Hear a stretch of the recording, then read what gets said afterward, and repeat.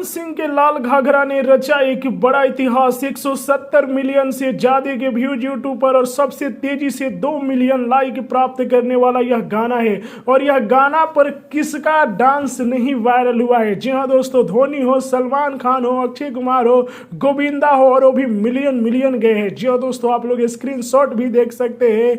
अभी अभी आप लोगों को बता दूं कि सलमान खान और अक्षय कुमार एक साथ जो कि ठुमका लगाए, जैसा कि आप लोग वीडियो भी देख सकते हैं। जी हाँ दोस्तों, ये बहुत दिनों के बाद देखने को मिला कि अक्षय कुमार और सलमान खान भी जो कि एक साथ डांस किए। वहीं पर पवन सिंह जो कि इसी तरह के नए नए गाने लेकर आने वाले हैं आप लोगों के बीच बहुत ही जल्द। जी हाँ दोस्तों, तो आप लोगों को सलमान खान और अक्षय कुमार के एक साथ ठुमका वाला वीडियो कैसा लगा?